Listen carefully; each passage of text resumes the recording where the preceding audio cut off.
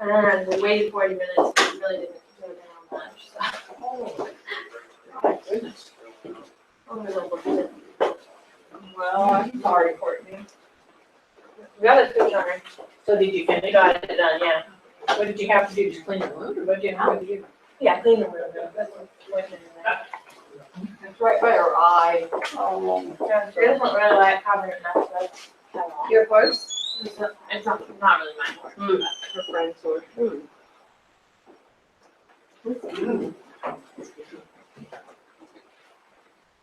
Thanks for bringing the goodies, you guys. Oh, yeah.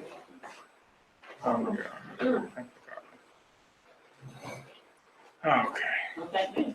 Bye-bye. Thanks, Tom.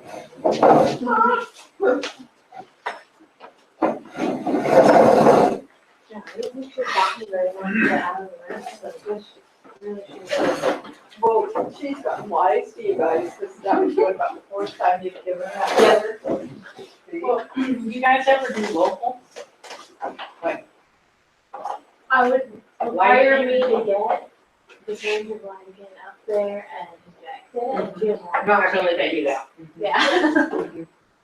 Not to mention, I don't actually have any other things, but, yeah, I mean, that would be great if you could do it. But unfortunately, I wish you brought them again. it's not gonna go for that. Not gonna work. That's 1%. Top of Yeah. that, or Okay. Yeah, I mean, it works great. yeah, I'm gonna go and press the key. Yes, they are. They're really, really good. Yeah, oh, I'm glad they're sugar free. There's no calories in. right. I better get some water. What is sugar free? It's, That the pastry there is sugar free. It is, well, won't help me. Low calorie, low carbs.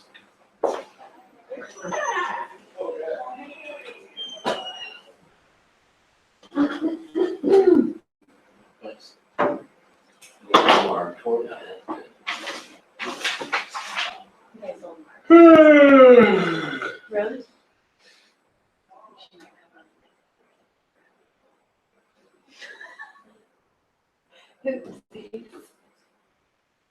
Thankfully. Yeah, but.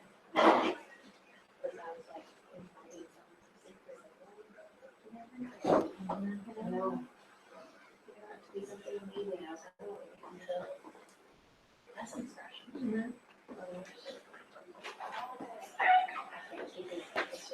I've just shown off. Oh, pictures. Yeah, I mean, that's.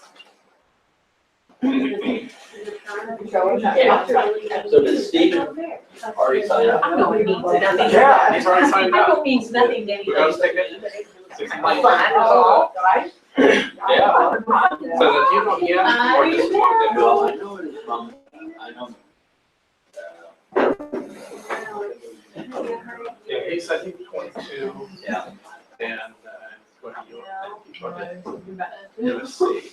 Oh, is that right? Yeah. Boy, that's interesting. That I should, like on the spur of the moment, say. Yeah, that's and neat. I haven't, and I was hoping some of our grants people would be here tonight, because I wanted to apply them with all kinds of questions. Yeah. But none of them are here. Yeah, we, Had a busy week.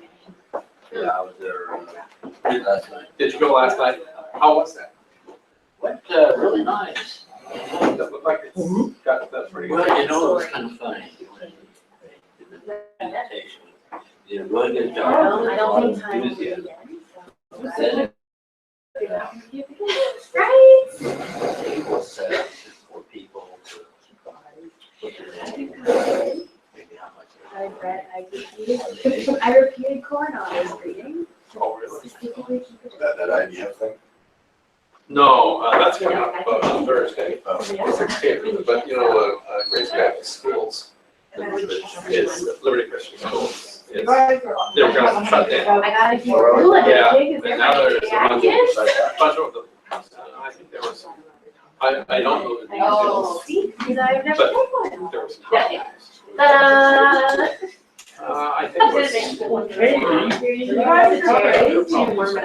Okay. Anyway, I know. so, and then we're finding. I know. So, You know what? the church made this, the shut it down. You know, So now but, had a big meeting. well, yeah, she did. I mean, And tried to- told me she just You know how many kids are $1,000. still going over that? I don't know.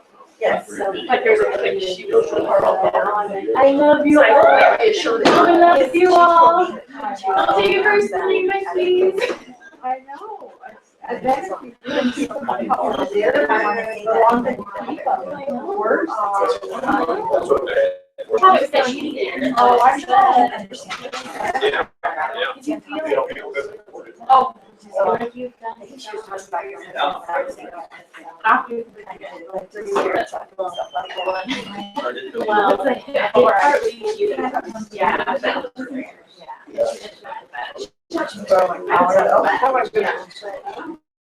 So that was just a bit. Like, I have. I mean, just call it. She said a bit more crowd. You don't have cars to lose you, and it's not every day. Those were like before yeah. Is your internet down? Luckily, they're. Yeah, well, Conversation. well, let's see if he's got it, if he's got it going again, then we'll be fine. Are those artifacts in the museum in Jerusalem? Yeah, those shovels they're showing, yeah, they're in, I think they're in, just down the road from where the Knesset is. Is that something we can do on our day off? Yeah, that's definitely worth seeing. Let's see. Rose so pretty. What did she say that she wanted to do on the day off? Oh, visit the museum to see these artifacts they found in the letters. Have a day. We're about me, I'm like. Well, yeah.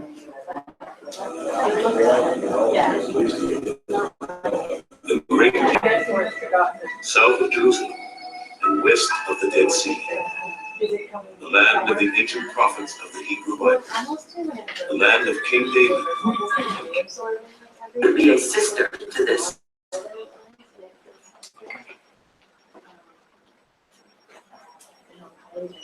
One day I wanted to do on my day off, was walk the ramparts. That is really fun. Yeah. It was so hot, it was feeling so crummy, I couldn't do it. Not too hot, one year we were gonna do that, it was gonna be a huge rainstorm, they wouldn't open it because it was too slippery and dangerous. Where was that? The walk around the old city walls, and that's a real neat thing to do. I've done it several times, but, It's been there for 14 days and it doesn't seem long enough. no, it's got a long enough. Yeah, the first time I went for a 10-day tour, and then, actually, the first two times I went were 10-day tours, and they weren't long enough, so then I started planning, I said, we're gonna go for 2 weeks. Spend more time. Yeah. Leave yourself from a lot of different things. But that, Basic. I did design it after the first couple times we went. To this, the way we do it now, starting out with Dead Sea. I don't want anybody else that does it that way, but I like it that way because coming in the way the patriarchs and others came, coming in from the desert side and then entering. It's kind of a neat experience. And then by the time you get up into Galilee, it's, oh man, the difference just really makes a big impression on you. But we follow the same basic pattern, but there's always new stuff. The same tour guide every year for years and years. We become good friends. And he always says, now I've got something new for you this year. And so he's always on the lookout. So. I saw something that was new to me on there, the pools of Solomon, are we gonna go see those this year? I don't remember seeing them. Oh, did you ever say those? Did you ever say those? They're outside of Bethlehem. Yeah, not anytime we've been there, but I. Okay. Remember one time, there's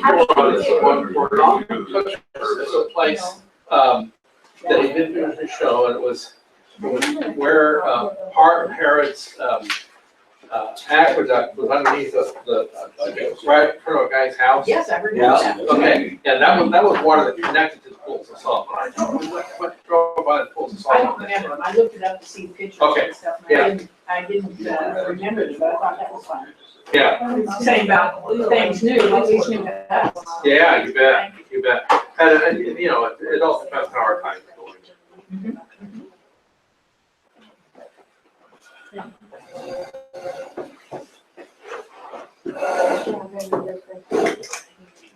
Okay, I'm waiting for Nancy to get back, so I'm running the camera when we start up again. One tour that ICR did, we had, when we got into Jerusalem, they had a foot of snow. Oh, Everything's covered. Yeah. Can you imagine? It was incredible. Jerusalem doesn't usually get that Oh, much yeah. snow. That was good. It didn't last long, but it was quite a lot. I've never been in Jerusalem when it was snowing, but I've seen lots of, It's beautiful with all the walls and everything. oh, I can imagine.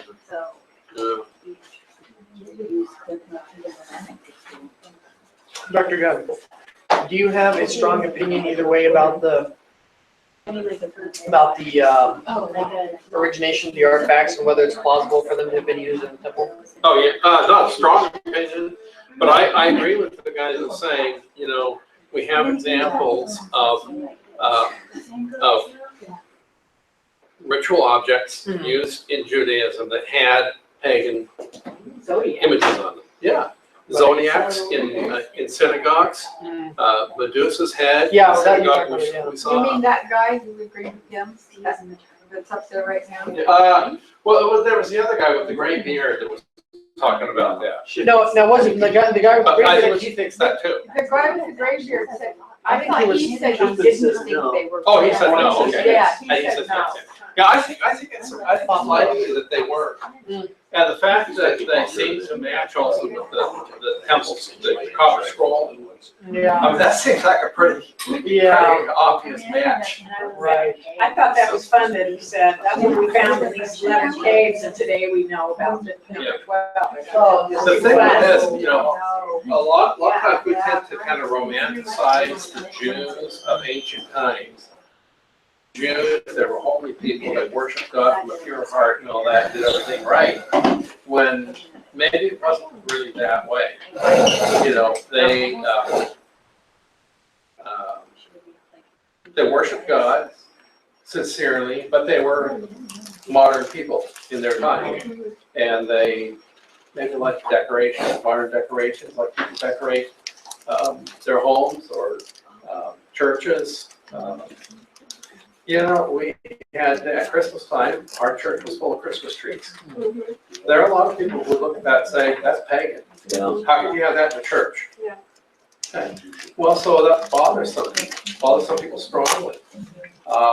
If somebody should, 2,000 years from now, stumble across some photographs of our church and try to analyze those from the perspective of 2,000 years from now, they might say, the group that was renting this building. Because look at these pagan artifacts in this Christian church.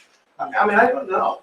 So, I don't want to be real quick in jumping to conclusions based on the data that we have, because they're capable of so many different kinds of interpretations. And to try to crawl into the minds of the people that lived 2,000 years ago is awfully difficult. So, but I would say strong likelihood that those artifacts were temple artifacts. Who made the coins? I mean, it was just, the Romans made the coins, that's what they did. The coins, of course, they have coins that were Bar Kokhba coins because they had the Jewish imagery on them. Okay, so they had been minted by Rome and then re-stamped with the Judean imagery. Do we ever restamp them? Mhm. Do you think that any of our Cockney's people were on Masada? Well, it was 65 years later. It had been awfully old.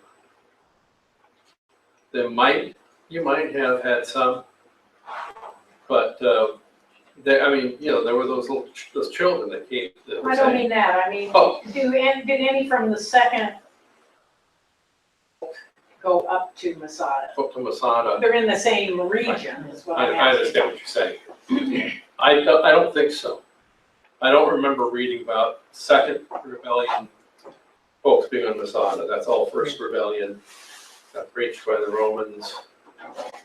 And nobody quite knows. The next, I think the next evidence of anybody being on Masada is Middle Ages.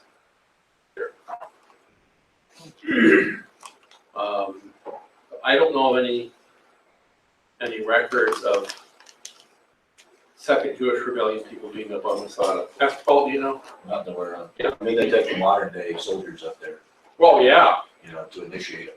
Yeah. Into the military. yeah, It'd be a very difficult place to live because of the water situation. Yeah. You have yeah. You have to replenish the water supply. When they rediscovered Masada in recent times, there was still, there's still food stores up there, but not water. Yeah. Okay, internet's back up. Thank you, Matthew. Appreciate that. So we don't have a lot left, but we're at 45 minutes and there's 53 minutes in this, so I'm going to start this back up and we'll finish up the video.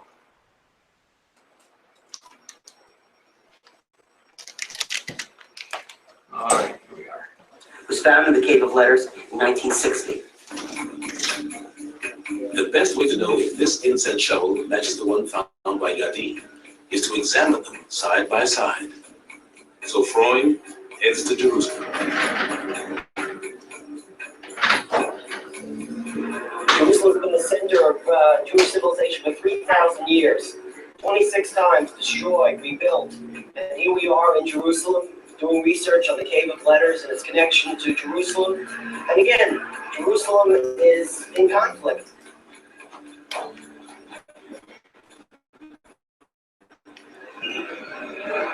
Things change and things stay exactly the same. The 19 bronze items from the Cave of Letters were on display here at the Israel Museum's Shrine of the Book. The curator, Adolfo Reutmann, carefully lifts out the incense shovel that was discovered by Yadi. You can compare it to the one from Bethsaida. This is the incense shovel of Bethsaida from the 1st century. It looks exactly like the incense shovel from the Cave of Letters. So I think it's pretty clear this incense shovel is not from the 2nd century, but from the 1st century. And from a Jewish site. Bethsaida was a Jewish site. So I think the Jews were using incense shovels like this. What do you think? You're right. Some scholars are intrigued by Freud's ideas, but others are not convinced that the Cave of Letters incense shovel came from the temple and not from an ordinary household. The problem is that incense shovels were also used in people's houses to dispel odors. They were used for cleaning clothes, as we actually know from the Dead Sea Scrolls. It was a kind of dry cleaning that you could cause your clothing to smell good again after coming out of winter storage or something. And so the problem is that this is sort of like asking whether a screwdriver used in a synagogue or church would be any different from a screwdriver used outside. And it certainly would not be. It doesn't use this. Nice pointer. The dig is done for now, but the debate over what has been learned is just beginning. I think there's tens of thousands of this. That's my idea. This is one of the most. Freud's theory that the cave was used as a refuge after the destruction of the temple in the 1st century, as well as later during the Bar Kokhba revolt, is based on from many small pieces of evidence. And his colleagues are buying it. You have, if you want to say that in the cave letters it was something before 135, then you have to find evidence of things that must be before 135. There's no evidence yet that the cave was used twice. The cave is so remote, to enter it is so difficult that in order to convince me that the cave was used twice, you need to have evidence which are significant from the second temple period. That will make sense, because use of leather twice. Convincing evidence could come from the bronzes themselves, if their age can be determined using the latest carbon dating techniques. The metal itself can't be dated, but the rope can.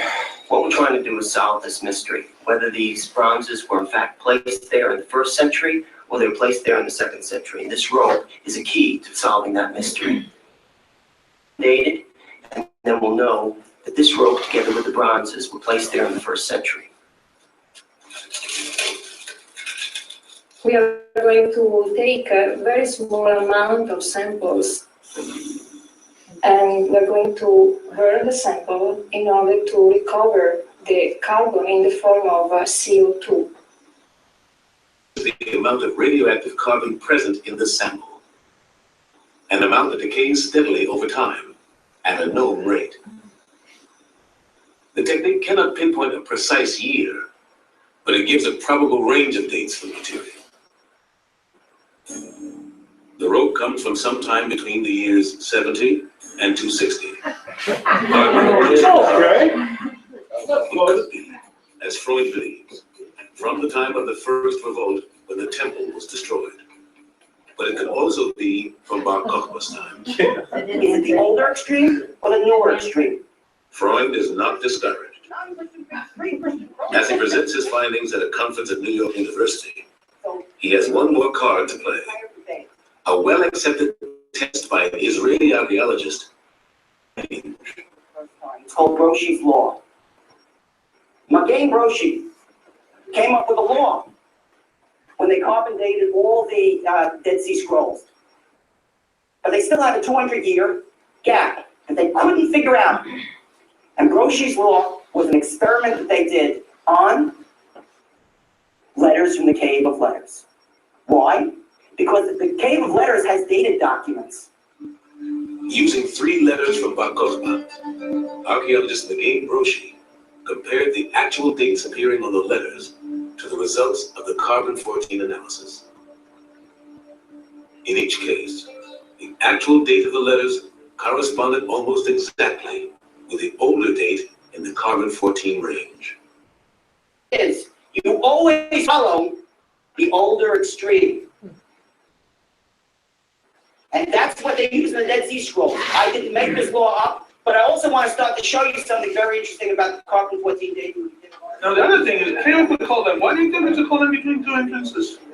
No, it doesn't say the Cave of a column. It says, man, Freud is still having trouble convincing a majority of his peers.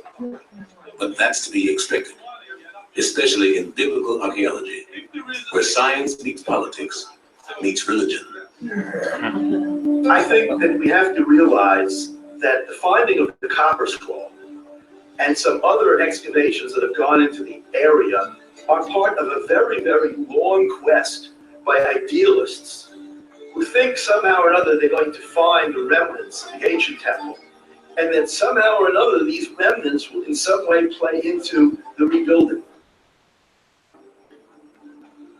It's not simply an archaeological act. There's something redemptive about finding this true thing, almost like the Holy Grail. If I do have a theological agenda, it's that sense of discovery. That sense that all that we need to know is not yet known, and that I can play a part in the unraveling of God's destiny for the world. If that is a theological agenda, that's also the same agenda of science.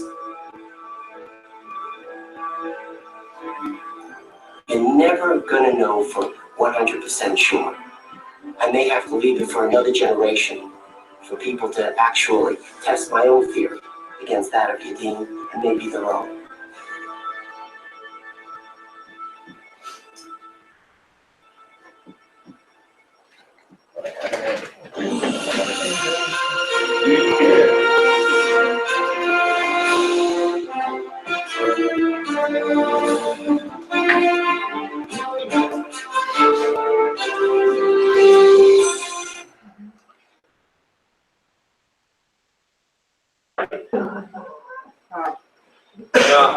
it's like so much of archaeology. You know, you've got the tangible data, but how do you interpret that? You know, and you had to bite your tongue when they were talking about carbon-14 dating. Was in charge of the was in charge of the RAPE project for ICR, and so, but there is, I mean, there is something to that. That given this range, that's interesting. Of course, that didn't help him, did it? No. He definitely has an agenda. He definitely has a, you know, his theorem. Yeah, he's got his theory, he's got his leading, and another archaeologist has a different agenda, different preconceived set of ideas, and he's filtering the data through that. So that's what happened. I have to give a quote from Yeah. Albert Einstein Okay. having to do with fact and theory. He was both an experimentalist and a theoretician, so he was able to say this authoritatively.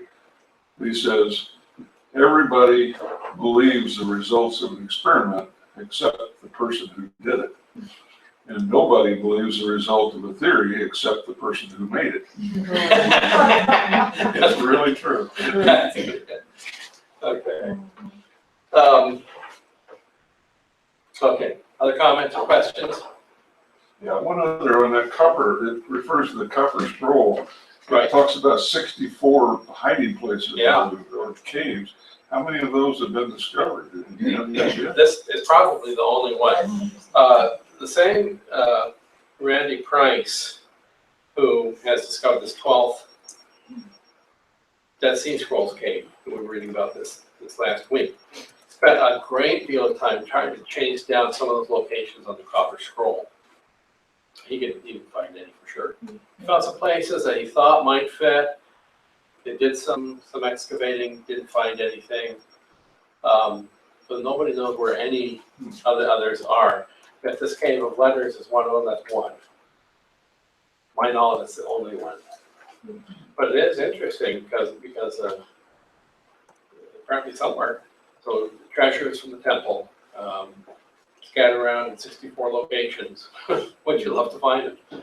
There are lots and lots of unexcavated places. Even though Israel is a tiny, tiny country, there are entire tells, these mounds, that have never been excavated. There are other tells that have been excavated. There's more to be done there. Like we were saying, up on Masada, they're going to go at it again. And they're actually, this discovery of this 12th Dead Sea Scrolls cave this last week is actually part of a broader effort by the Israeli Antiquities Authority right now. They're trying to see if there are more caves, and they're searching a bunch of different places out there in the Judean wilderness. So, yeah, those 64 locations in the Copper Scroll, will any of them be found? They might. They might. Like the one guy was saying on the documentary, for some people, there's like there's a strong religious agenda. There's an element of Israeli society that really feels strongly about rebuilding the temple. And the more of these things that are found, the more fervor they have. And they're ready to start rebuilding tomorrow or yesterday. They're ready to go. But then there are lots and lots of other Jews in Israel that don't care a thing about the temple or the Temple Mount.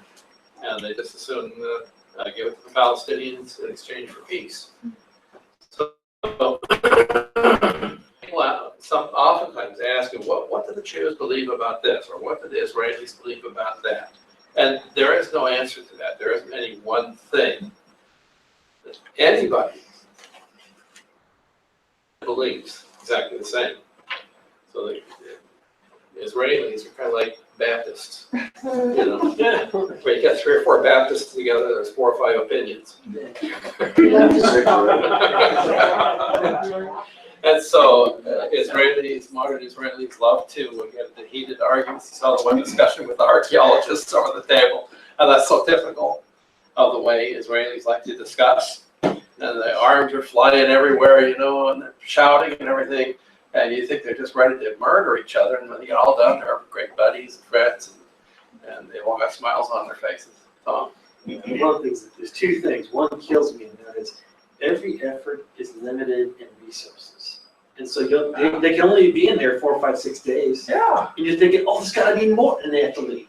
Yeah. But the other thing, and this is the thing that, honestly, I believe they do this, and that is, I think they just keep finding things a little bit at a time, every couple of years, and that brings people back and back and back and back, and so we can run more tours, and yeah, definitely, without a doubt. I mean, I get excited, you know, the 12th cave.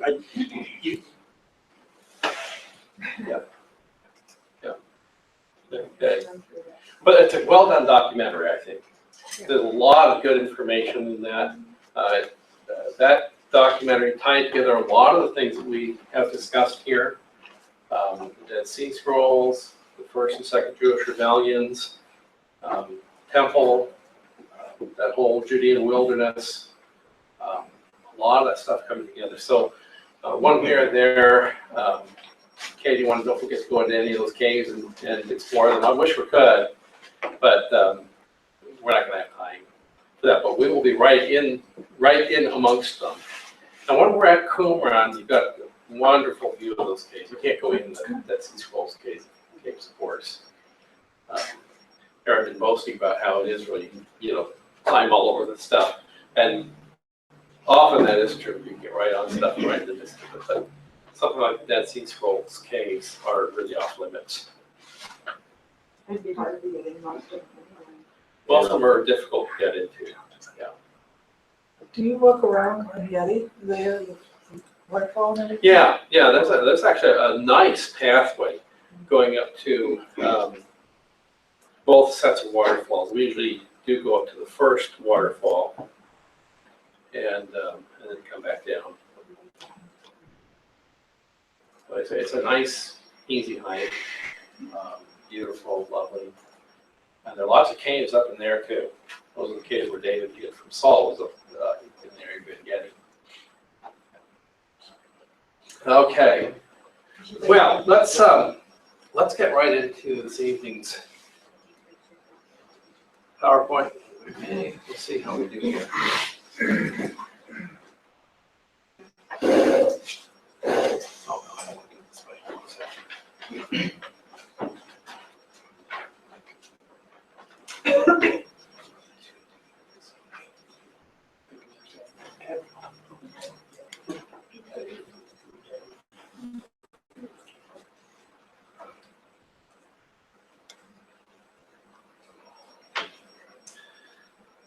So we're going to come back and pick up where we had left off last time. I'm going to skip over a bunch of slides because these were from last time. Here's Bethlehem, Jerome's Grotto. We talked about Masada last time. Layout of Masada, storehouse, and synagogue.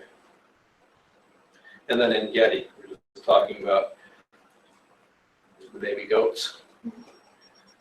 And then I think this was the last slide that we looked at last week, showing the layout of the Dead Sea, what it kind of looks like.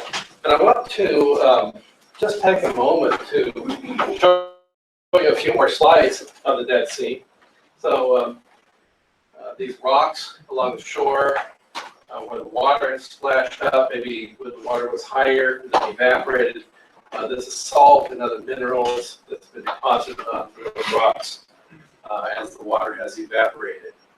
And we see a lot of that. Again, on the shore of the Dead Sea, mineral encrusted coastline. This is the south end. This is actually not far from where our hotel is. At the south shallow end are these evaporation ponds, and the minerals are mined out of here. The Dead Sea Works is the name of the company that runs all that. And they pull salt, obviously. Potash is another huge mineral resource there. A whole bunch of other minerals come out of that, and part of Israel's economy. Dead Sea mud is used for a beauty treatment, and you can buy this stuff packaged in stores to sell beauty equipment, or you can go right down there and smear it all over yourself. This guy has died. The water itself is prized for its health-giving properties, and especially for the treatment of eczema. People come from all over to soak in the water, and they find some relief from their skin problems. People have attested to all kinds of amazing things happen by soaking in the Dead Sea. So we'll see. There's a guy floating. Lots and lots of pictures like this. Yeah. The water is so dense that you really can't sink. It's actually hard to hold yourself up. Yeah, you kind of teeter over, but you wouldn't sink. You wouldn't sink. You might turn over and then have problems, especially if you swallow any of that water. It'd be a big problem. You get in your eyes. It will really stink. You want to be a little bit careful. Okay, so let's talk for a few minutes about Qumran. So Qumran is at the north end of the Dead Sea. This is where the Dead Sea Scrolls were discovered. Down here, we're actually looking at the settlement. The caves are in the cliffs up behind this settlement. And there are differences of opinion among scholars about the relationship between this settlement and the caves up behind. The prevailing view that most scholars hold is that the hermits who dwelled in the caves would come down here for communal meetings, for meals together and for instruction and so forth, but then they would go out into their own private hermit-like dwellings in these caves, and that they were the ones that were responsible for the stowing of those scrolls in the caves. Only opinion that's held. So again, we've got data. What does the data tell us? How do we interpret that data? So there have also been discovered, looks like, the remains of a pottery warehouse or pottery shop even down here. So some have thought this was primarily a pottery making enterprise, and the hermits just happened to be nearby, and there was no relationship between them at all. What we're looking at right here is called the scriptorium, because here inkwells and writing benches were found in this room, and so from that discovery, it is thought that this is where the scrolls were produced. But again, are we looking really at inkwells, or are we looking at some other kind of container? And were these benches to sit at while writing, or were benches to sit at for other reasons? So there are some scholars that think that all the scrolls discovered in the caves were actually taken there from probably around Jerusalem. And meanwhile, down in these buildings, something else was going on. And, there's just no way to know with 100% certainty. But the prevailing opinion, probably among 75% or more of scholars, is that the scrolls were produced here in the scriptorium and then deposited in the caves by these communal hermits. Okay, so they lived a partially hermit-like life, but they would come together for communal sessions. And those who hold that view believe that these hermits belonged to the sect known as the Essenes, E-S-S-E-N-E-S. A sect we don't really read about in the New Testament, at least we don't come across that name. So in the New Testament, we read about the Pharisees, Sadducees, Herodians, scribes, elders, chief priests. These are various groups of Jews, but we don't find any Essenes anywhere. But when we read Josephus, who is describing the same period of time as the New Testament, he tells about this group of Essenes. And there were Jews who they had areas all throughout Israel, the north, down here by the Dead Sea, and even in Jerusalem. There was one quarter of the old city of Jerusalem that was known as the Essene Quarter, which is the same area where we think that Jesus celebrated the upper celebrated the Lord's Supper and the last night with his disciples in the upper room.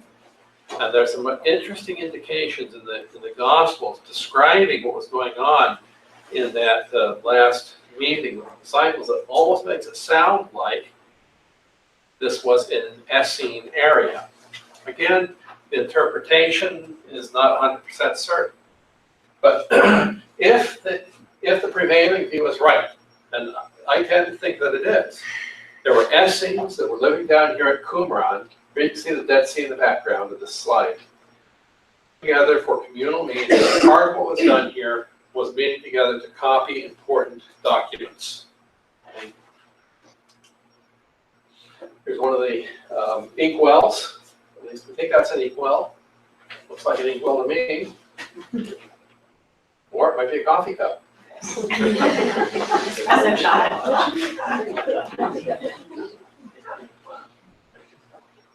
Okay, these steps are leading down into a mikveh. Mikveh is a place for ritual bathing, for cleansing. And this set of steps was broken by an earthquake in 31 BC, which separated the left side from the right side by nearly 12 inches. And again, we're down in the Syrian-African Rift Valley, an area prone to earthquakes, lots and lots of earthquakes up and down through here. And you can see lots of evidence over the years of these kinds of earthquakes. Yeah. Yeah. Okay, and speaking of water, here is the water system for Qumran. So these are all collection pools. As the water would come down these canyons, especially in times of flash floods, the inhabitants would channel that water into these collection pools. And back when these were being used, these would have been lined with some kind of material that would make them impervious to water, so they'd be waterproof. The scarcity of water, rainwater was channeled into a system of 8 very large cisterns connected by a series of channels. So that provided them with drinking water. If they were producing pottery there, they'd need some water for that purpose as well. Of course, the Dead Sea is right there, but you can't drink that water. So there needs to be a supply of water. So these steep canyons, it hardly ever rains here. Hardly ever at all. But up in the mountains it'll rain, and that water comes rushing down those canyons, and you can collect that. But you have to have a big collection system like this in order to survive in an area like this. And here are some of the Dead Sea caves. This is the most famous of them all, cave number 4. And you can see, I mean, this is not easy to get to. You either have to climb way up a sheer cliff, or you have to come up above and somehow shimmy your way down. There's another hole here you can drop down in, then how are you going to get out? So it's kind of amazing that these were used. And scrolls were hidden there. And this cave 4 contained the richest hoard of documents, over 40,000 fragments. Sometimes those fragments were maybe only 1/4 of an inch square. Other times they were larger. The largest document of all is the famous Isaiah scroll. And when we go into the Shrine Book Museum, we'll see not the original, but a reproduction of the Isaiah scroll. The original is held in a very highly protected area down underneath the museum. Okay, we're going to go to Jericho next. But before we do, I just want to touch on some of these points in our booklet on page 27, and looking at Roman numeral 26. Qumran, located at the northwest corner of the Dead Sea. So this may be what was referred to in Joshua 15:62 as the city of salt. It goes back to Joshua's day. We don't know what the city of salt was, but this is one candidate, possibly. In the 1st century, it was a major site for the Essene community, as we were just talking about. They first arrived in the 2nd century BC. And then by 31 BC, this area was destroyed by an earthquake. We saw the evidence of that in that staircase. From 4 BC to AD 6, it was rebuilt during the reign of Herod Archelaus. Okay, in 68, the Essene community was destroyed by the Romans. There is an encampment of a Roman garrison there at Qumran during the Bar Kokhba revolt. So the video that we watched earlier this evening talked about the massive army that Hadrian assembled to come in to put down this rebellion here at Qumran. Dead Sea Scrolls were discovered in the caves and the cliffs above Qumran. And I think most of you know the story. This is right, very close to the founding of the state of Israel. But a Bedouin shepherd boy was looking for a lost sheep. Couldn't find it. By chance, he picked up a rock and threw it into a cave to see if it was in there. And he didn't hear a sheep, but he heard the sound of breaking pottery. And he climbed up in there to see what had happened. He found this scroll. He brought it home to his family's dwelling, which was a tent. And they didn't know quite what to make of it. They took it, they thought about it for several days. Eventually, it wound up in the hands of an antiquities dealer in Bethlehem. And then little bit by little bit, this and other scrolls came to be discovered and so forth. Yes? Did I hear that when he found the scroll, they eventually found the sheep and he used it to beat the back of the sheep back? That's what I heard. That could be. Wouldn't surprise me. If it didn't happen that way, it's a good story. And it's very possible. I like that one. Yeah. Okay. Current archaeological excavations are searching for underground caverns in the plain above the Qumran settlement. So that actually was one of the excavations that Randy was involved in a few years ago. Nothing much came from that. They were using ground penetrating radar to try to find caverns underground. They thought they were going to find some. I don't know that I don't see anything positive coming from that. Now Randy's involved in this 12th cave discovery. Okay, so that's Qumran in the Dead Sea Scrolls, northeast corner of the Dead Sea. So we're way at the north end now of the Dead Sea. Any questions before we depart the Dead Sea region? So just moving north of the Dead Sea, still down in the Syrian African Rift Valley, is what some say is the oldest city in the world, and that is Jericho. Whether Jericho is the oldest city in the world, I don't know. Babylon is still there, it's awfully old. There's some other very ancient cities. We're going to talk about Ashkelon this evening, which can lay claim to some great antiquity. But Jericho is certainly a very ancient city, and it's a complex one. We're looking now at an aerial view of Jericho. Part of the problem with, part of the complexity of Jericho is that there are 2 or possibly 3 Jerichos. Actually, 2 ancient Jerichos plus a modern Jericho. The Testament is not the same as the Jericho of the New Testament. But the Old Testament Jericho was known of in New Testament times, referred to it as Jericho, but then there was the new city of Jericho. And those are both old now, and now there's a new Jericho. Okay, so the old city of Jericho is the most excavated site in Jerusalem. So this is the tell right here, and you can see it's been dug up quite a bit. So, where are you looking at? Jericho. This is Old Testament Jericho, the Jericho that Joshua would have gone up against, where the walls came tumbling down. Yeah, that's the one. We will go up to the walls of Jericho and have a good look around at a portion of this. Actually, here we'll go up this area up into here. Okay. Located about 10 miles northwest of the mouth of the Jordan at the Dead Sea. And we're now about 829 feet below sea level. So we're coming up quite a ways from the Dead Sea.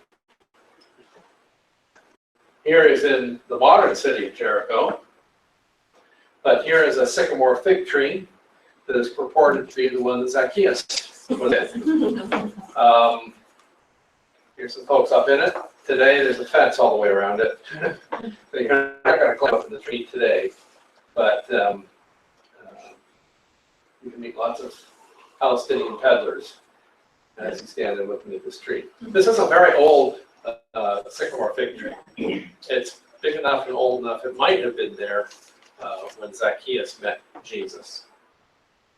But the sycamore fig tree in the modern city of Jericho may be similar to the one used by Zacchaeus. That's probably a lot safer way to put it, to get a better view of Jesus, according to Luke 19, verses 1 through 4.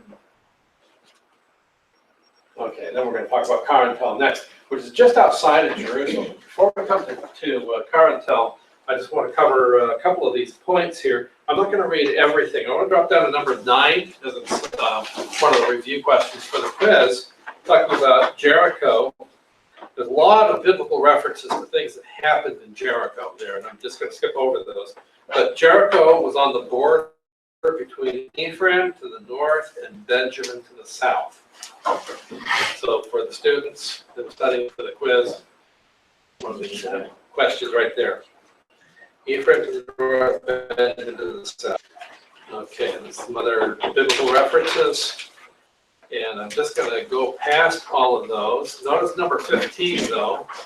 New Testament Jericho was built by Herod the Great. There's some New Testament era that's huge that was built. It was probably Herod the Great who built it. Okay. He's kind of the Donald Trump of the first century BC.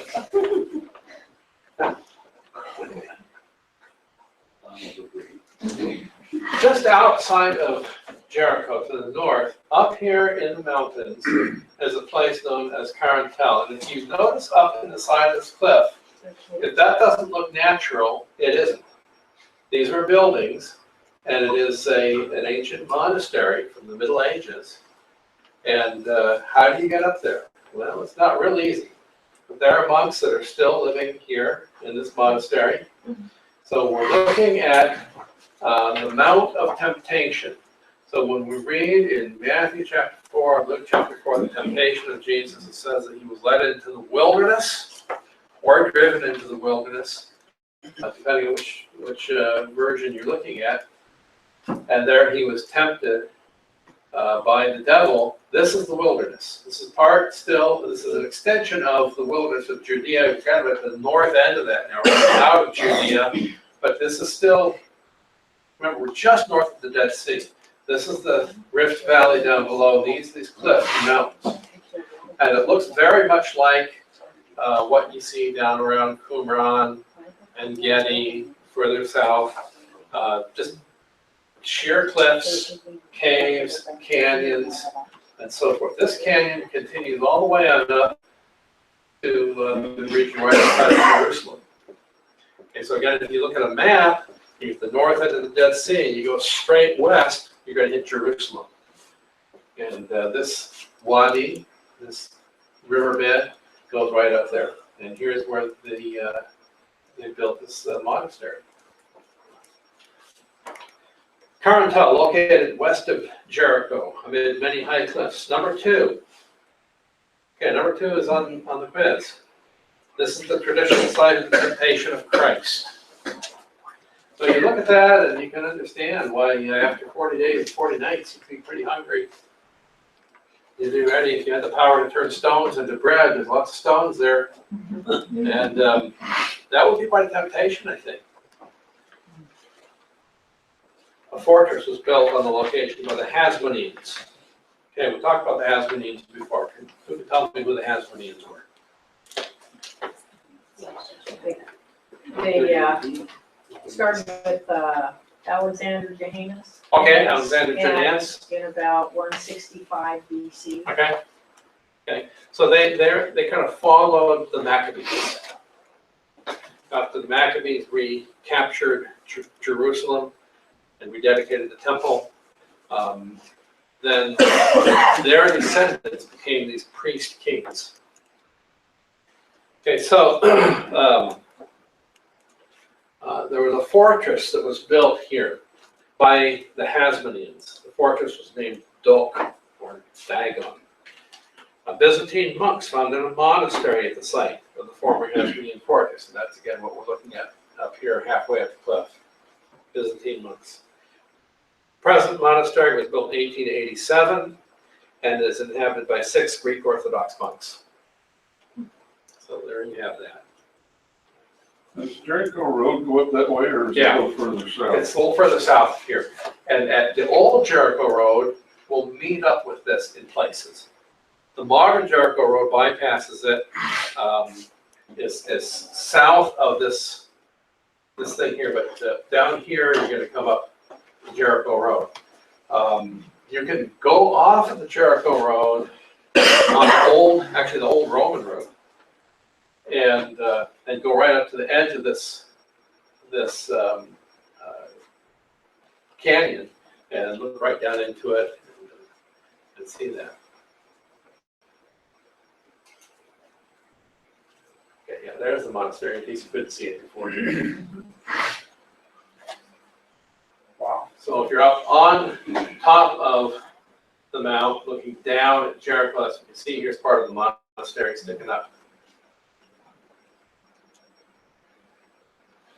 Okay, we're going to go to a totally different region of Israel now. We're departing the Syrian African Rift Valley. We're going to go up onto the mountains of Judah, mountains of Judea, and travel southward down into the region of the Shvela. Those are those rising lowlands coming up from the Mediterranean up into the mountains. And in the Shvela, we have a number of interesting places. And you'll notice now we're in very kind of fertile territory, very green, good farming down in here. This road eventually is going to lead out to the Mediterranean out this direction. But this is the rising hillsides. This is a good picture of what the Shvela looks like. And this is a valley known as the Valley of Ela. Ela actually means a tree, we would think of an oak tree, but it's a variety of pistachio tree actually. And when you read the Bible about the oaks, like the oaks of Mamre are mentioned, they're not the oak trees that we have here in California. It's actually a variety of pistachio. So that's what, yeah, what's that? Okay. So why do they call them oaks then if it's variety of pistachio? Well, because there are lots of names of animals and vegetation in the Bible that when the Bible was first being translated, people in Western Europe had no idea what it was talking about. So they gave them these names, and those have persisted through all the translations up into modern times even though we have a better idea of what many of them are. So you have all these translations borrow from earlier ones, and sometimes it's just felt that, why throw a monkey wrench into the works? If it's an oak, people know what an oak looks like. That's going to give them a mental image of it. If they just give it some name that they don't recognize, then they don't know what they're reading. Okay, and it's not, we're not talking about anything that has any theological significance or anything like that. Valley of Ela is where David fought Goliath. And we'll stop there and have some fun, and we'll get out and we'll walk up the valley a little ways. You can pick up 5 smooth stones if you'd like. I think you should. I keep a stone from the Valley of Ela on my desk in case I ever get an irate person coming in.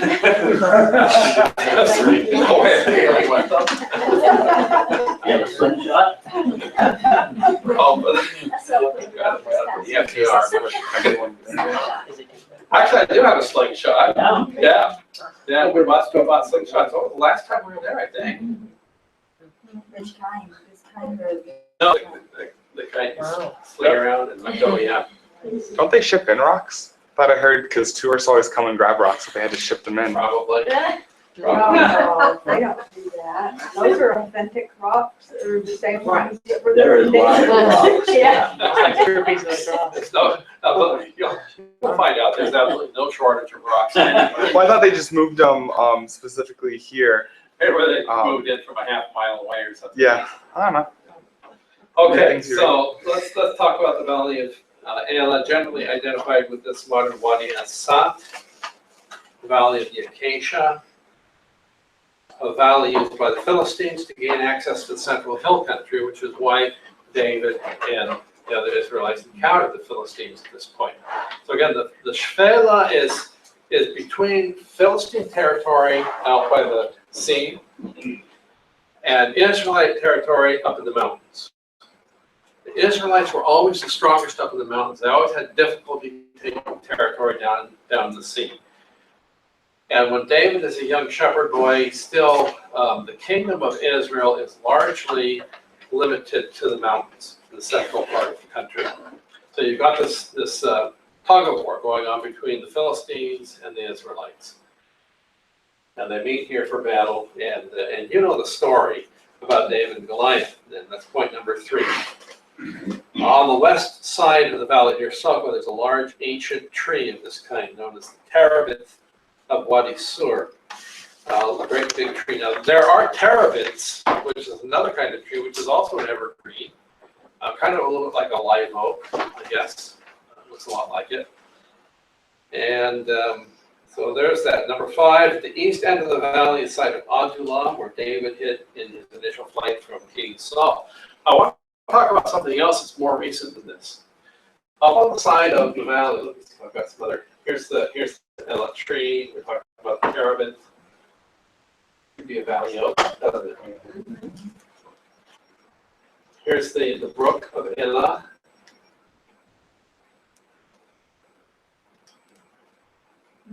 And one of the caves. Now, so once you're about to go to a valley that's running basically east-west. So you've got a hillside on the north and hillside on the south. Okay, the hillside on the north is the site of an archaeological project that's been going on for several years now. And the archaeologist, chief archaeologist, is a man by the name of Yossi Garfinkel. And they were excavating. The Arabic name of this site is Khirbet Kiyafa. And the thing that struck Yossi as odd was that this city had 2 gates in it. Now, there are other cities with 2 gates, but not from this particular period of time. He had dated this to the time of David's reign. Now, Jerusalem, of course, has multiple gates, but that was really, really unusual. In the account of the encounter between David and Goliath, after Goliath is slain and the Philistines are fleeing, they're said to flee via a city, and the name of the city in Hebrew is Sha'araim, which literally means 2 gates. Sha'ar is gate. A-Y-I-M is a dual ending, the first 2 of something. Sha'araim, 2 gates. So Yossi Garfinkel believes that he has found, for years people wondered, where is this Sha'araim? Where is it? Where is it? And it has only really been in the last, I would say, well, within the last 10 years, that Yossi's been excavating there and has identified this as Sha'araim. Now, as you might guess, not all the archaeologists agree. Okay? So there's an ongoing debate. How do we interpret the data? How, when's it to be dated, and so forth. If you want to search and read about it, there's quite a bit of literature available. You can find it readily on the internet. Very interesting reading.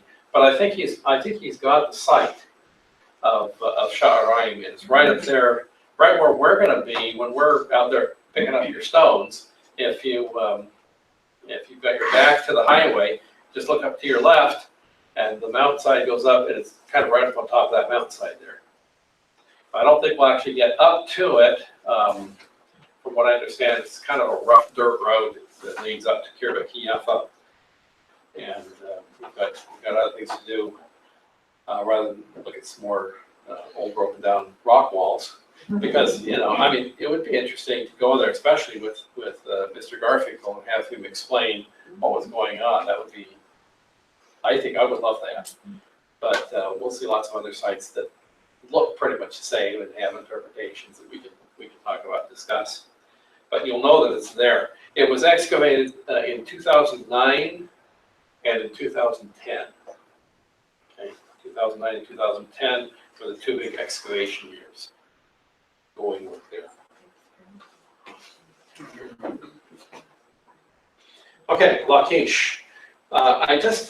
We will not visit Lachish, but I want to mention it because it is a prominent city mentioned in the Bible, in the Old Testament, a number of times. Notice on your notes, a 31-acre tell in the Shephelah, 25 miles south of Jerusalem, surrounded on three sides by Nahal Lachish. Nahal simply means a river. Here's the tell. Here's the river Nahal, wrapping all the way around it. It does, doesn't it? Looks a lot like a baseball diamond. Okay, it was excavated by Starkey, a famous archaeologist of ancient times, 1932 to 1938. Then it was excavated again by another very famous archaeologist, Aharoni, and by Usishkin. All three of those guys are, if you study archaeology, you come across their names time and time and time again. And they all have excavated here. Now, Lachish was first settled around 3000 BC. That's really early. That's one of the test questions, students. So Lachish, very ancient. Is this as old as Jericho? It could be. 3000 is really, I mean, this is Bronze Age. This is pre-Abrahamic. We're talking about, I mean, if we're going by biblical timeline, this must be very shortly after the flood. And 3000, I mean, that's an approximation. Okay, so we're talking in rough terms, very old. From 1500 BC, it was an unfortified Canaanite city that was destroyed once in 1200 BC, and then it was rebuilt as an Amorite city. And the Amorites were one of the Canaanite tribes. And they rebuilt it under the control of Egypt. Egypt, by the way, controlled much of the south part of territory of Israel, especially down by the sea and coming up into the Shephelah part ways. The furthest north Egypt controlled was actually up to the north end of the Esdraelon Valley. And so when we are at Bet Shean, and we go up on the Acropolis of Bet Shean, we see the Egyptian governor's palace up there. That's the furthest north they got. But here, the Egyptians were controlling this area, even though the Amorites had the city. Well, in the 9th century, a new walled city was built, probably by King Rehoboam. This would have been Israelite. So 9th century, we're talking about 800s BC. Early 8th century, the city was damaged by an earthquake. And here's probably, I think, in terms of the biblical significance, the most significant fact is point C, 6C on page 29. And this, I think, also is on the review questions. 701 BC, Sennacherib laid siege to the city and captured it. And the siege was depicted on a relief sculpture in his palace, now displayed in the British Museum. Eventually, the Assyrians razed the city. This is that same relief that talks about Sennacherib come and laying siege to Jerusalem and shutting up Hezekiah like a bird in a cage. Okay, but it describes the fall of Lachish, and this is why Hezekiah was so worried. He knew that Lachish, a major fortified city, had fallen to the Assyrians. So he was terrified for what would come of Jerusalem. This kind of pressure that probably led him to dig the tunnel to bring water into the pool of Siloam to guard it from the Assyrians. Okay. It's a strange place for a city. What was it about that particular location that a major city would be there? this water source, the river. Normally it's where two rivers come together, Yeah. or some kind of an opening to a canyon or something. Yeah, yeah. There was military significance on the high ground here. It was up in the Shafela. You could have a commanding view of the site, the area around, and you had a water source. So, yeah. Okay, in the post-exilic era, okay, so now they're returning from Babylonian captivity. This was resettled again by returning Israelites. There's a record of that in Nehemiah chapter 11. It's got a rich history, again, going way, way back to pre-Abrahamic times, all the way up through to now post-exilic. Later the site was abandoned, and there's nothing there now except for an excavation. Now, so we've been looking at the Shafela, south of Jerusalem. We're the area between the high ground of the Judean mountains and the Mediterranean. If we come down now to the coast, one of the major coastal cities is the city of Ashkelon. Here's another picture of Lachish. This is the foundation of the governor's residence there. And here now we come down to the Mediterranean. And here along the coastline is Ashkelon. Ashkelon was originally one of the 5 cities of the Philistines. It was the Pentapolis. The Pentapolis, Penta, 5, Polis, city, 5 cities. And this is located on the southern Mediterranean coast between Jaffa and Gaza. Now today, Ashkelon is north of the Gaza Strip, and it is part of Israel. To the south of Ashkelon will lie the Gaza Strip, and Ashkelon in recent days has been the target of a number of rocket attacks from Palestinians out of the Gaza Strip. But Ashkelon has a rich history, and there are a number of things of interest here. Point number 3, in the 12th century was when it became a Philistine city. Remember, the Philistines were the sea people. They came from the region of the Aegean Sea, the Greek Isles. They come down, they settle in Egypt and the south part of Israel. So we're going back to the 12th century here. Samson killed 30 men to repay his part of the vow of the riddle in Judges chapter 14. And that was taking place down here at Ashkelon. It was destroyed by the Babylonians, and then became in the Hellenistic period, became an important seaport. Again, it doesn't have a natural bay, but it has a man-made breakwater and becomes a seaport. It's an important Israeli seaport today. But notice point number 7. This is actually, in Ashkelon, was the birthplace of Herod. Now, when you read about Herod the Great, he is called Herod the Idumean. Idumean means Edomite. Edom is east of the Dead Sea, south end of the Dead Sea. So why is he an Edomite if he's born at Ashkelon? Well, it's because his parents were from Edom.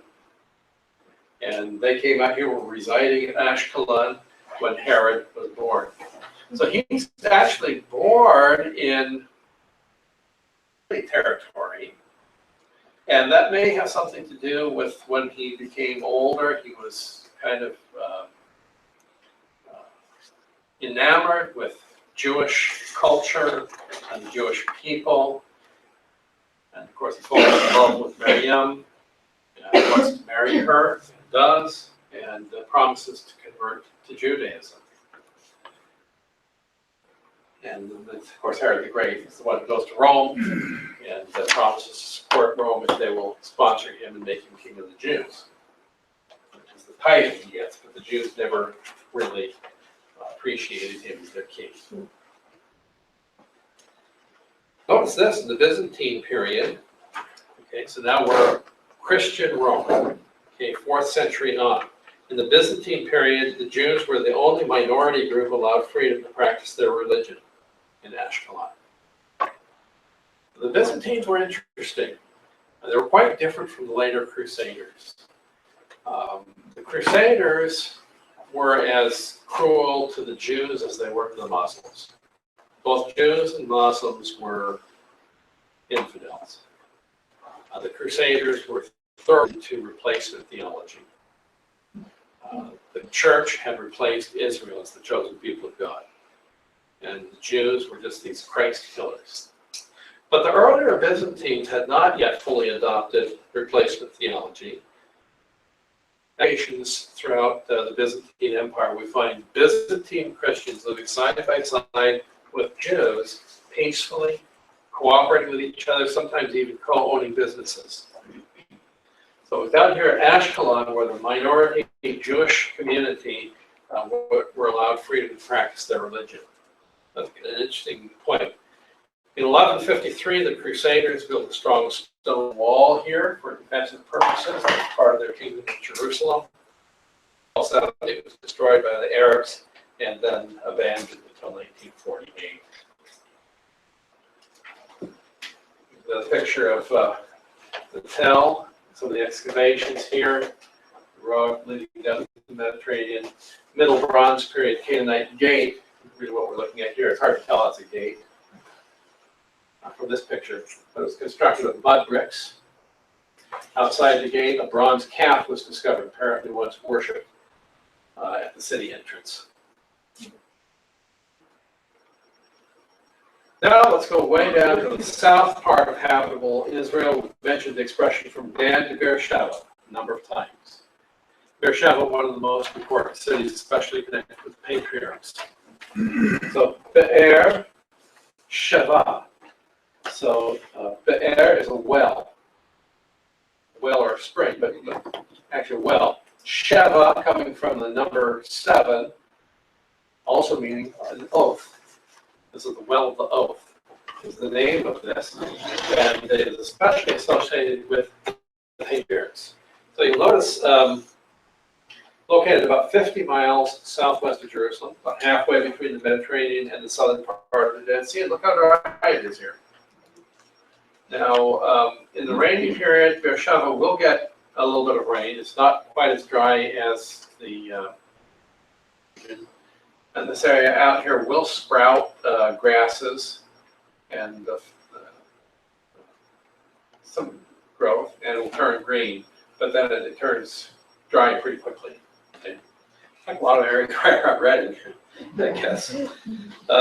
Situated about 900 feet above sea level at a point where 4 wadis come together. So a wadi, of course, again, is a dry riverbed, fills up with water in the rains. The name of these 4 wadis are the Besor, the Gerar, the Hebron, and the Beersheba. The Hebron is flowing south from Hebron, which is closer to Jerusalem. And so the Hebron and the Beersheba, they're meeting here. So again, as we were talking about before, oftentimes when more than one water source comes together, you find a place for a city is. And here we actually have 4 water sources coming together. Its biblical significance, that's on the last page. Okay, which patriarch or patriarchs are associated with Beersheba?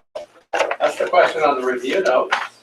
Notice A, this was the site of Abraham's well, Genesis chapter 21. And point B, this is possibly the site of Isaac's birth.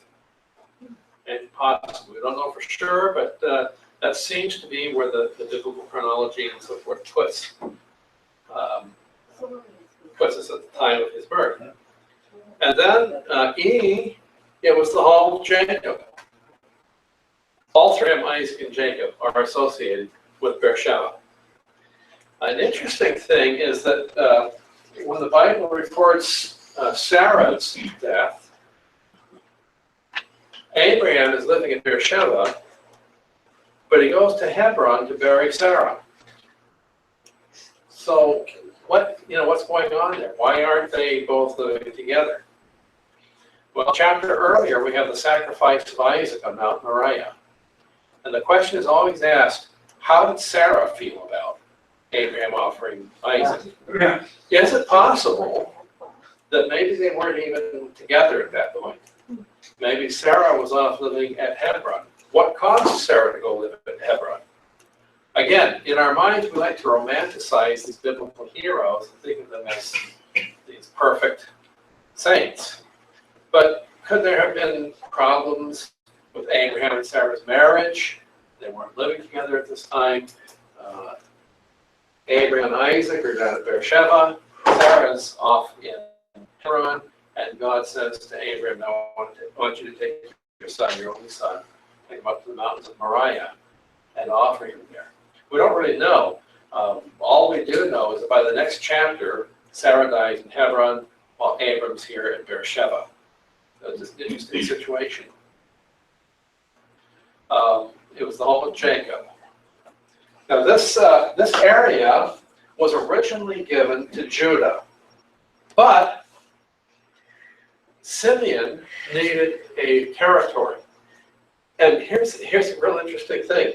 Simeon was actually given a possession, a tribal possession, right smack in the middle of the tribal territory of Judah, and it included Beersheba. You read almost nothing about Simeon in the Old Testament. Simeon disappears. So if you think about that, how often have you heard that in the northern kingdom there were 10 tribes? Okay, you always hear that. 10 tribes in the north, 2 tribes in the south. Okay, but Simeon was actually in the south.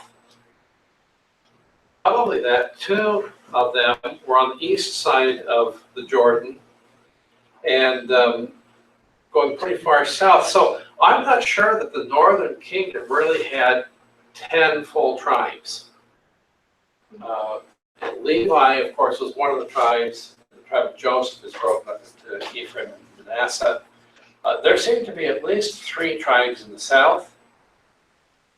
Benjamin and Simeon. Simeon having kind of gotten swallowed up by Judah. And then you've got Levites, of course, scattered throughout all the tribes. So before we buy into this 10 tribes in the north business, let's think about what the Bible's actually saying a little bit. Anyway, here's Beersheba, originally given to Judah, then becoming part of Simeon's inheritance. And then here is a typical 4-room Israelite house from the Iron Age. There are pillars down here in the center. You've got a room out here in front, 2 rooms behind it, and then a 4th room in the back. So this would have had some kind of a roof structure over the top. Very, very typical Israelite structure of a house. This stone altar was discovered at Beersheba, and it's remarkable because it shows these horns. You read about the horns of an altar. Fully constructed like this. Actually, these stones had become part of a wall. Here it's saying 4 horned altar, the stones have been integrated into the walls of the storehouses.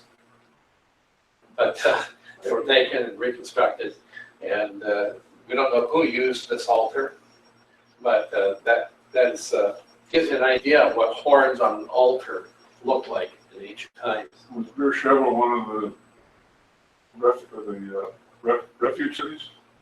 Is that where they would have that there? You know, I don't think it was a refuge city, but it might have been. I don't know. I can't remember. Good question. But I mean, altars were all over the place. Everybody had altars. Lots of people had altars. Even the Israelites had their altars on their high places, and periodically, from time to time, somebody had to come along and lead a revival and get rid of all these high places and altars. So at Arad, we'll actually see a Holy of Holies in Arad. And appears to be an Israelite Holy of Holies, not in Jerusalem. So, you know, again, be careful we don't romanticize biblical peoples too much.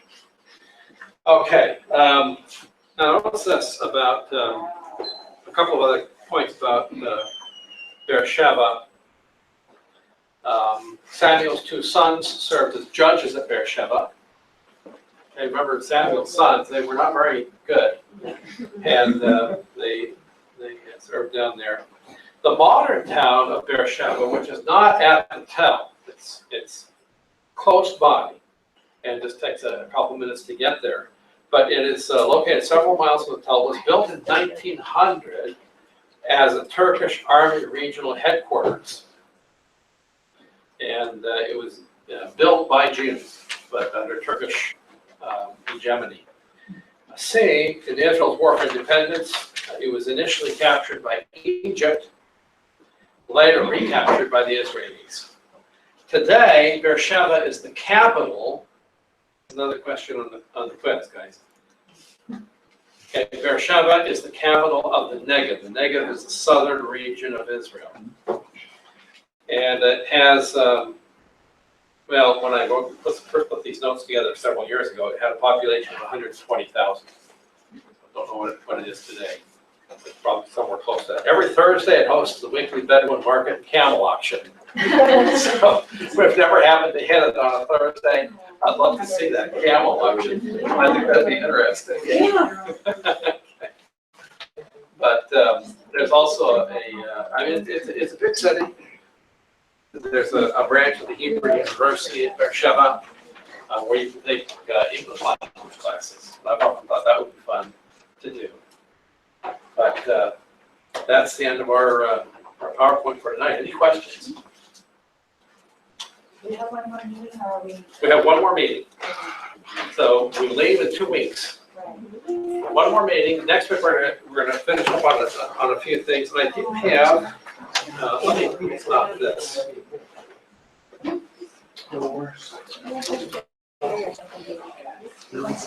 Now, several weeks ago, 2 or 3 weeks ago, I told you about the chariot cities of Solomon. I want to give you this just as a listing, but many of the places that we visit, some of them will be ancient chariot cities, such as Armageddon, Megiddo. There are 3 chariot cities that we know of for sure. But we also are pretty sure that Solomon had other chariot cities, and it's our best guess about the other 3 are given to you on this list. So these were, again, military outposts where Solomon had horses and chariots stationed, and they were ready to respond at a moment's notice on tall mountaintops and hills all through Israel. There were places that were prepared to set up fire signals.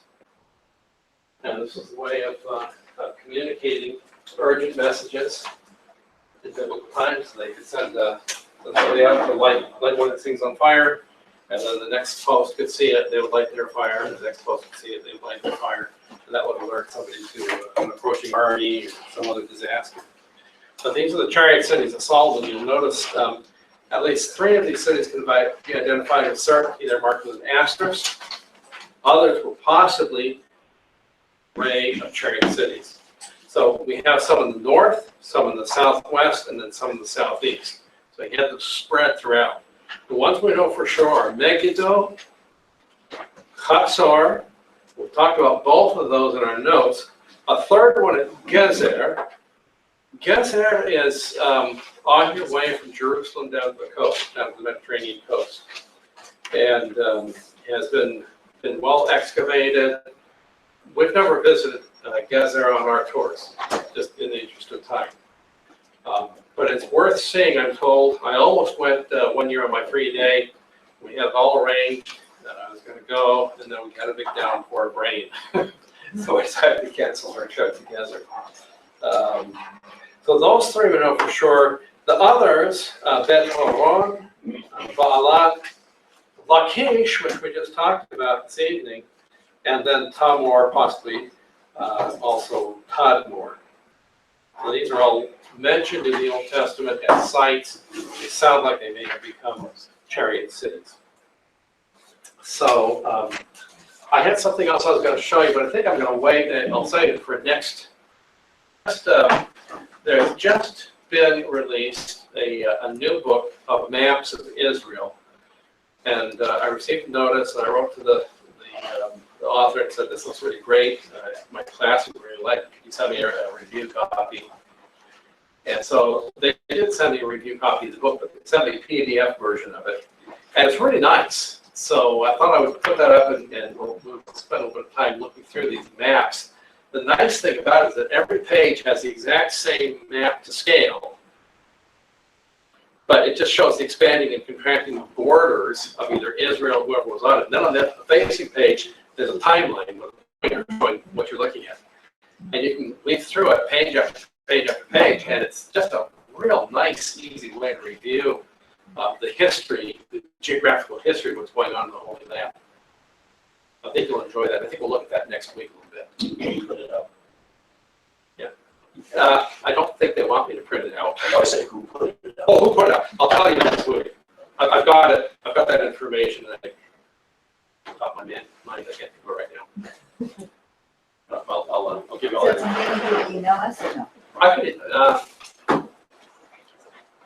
I won't say so on camera. All right. Let's look to the Lord in prayer. We'll be dismissed. Lord, thank you for this evening's meeting, and I thank you for these dear folks. We want to lift up Brian again with his upcoming brain surgery and pray that you go before and prepare the way for him. Keep him in good health and strength. Be with his surgeon, guide his hands, and the other healthcare professionals at the hospital and those that care for him. Give them wisdom and skill beyond their native ability. And then, Father, we thank you for sending Steve to join our tour group. And we just look forward to this trip. We pray that you would prepare our way before us. We pray that on the 26th you grant us good weather and good travels, good connections, and that all would go smoothly, and that we would have a great time rejoicing together in your holy land. Dismiss us tonight now with your blessing, we pray. In Jesus' name, amen.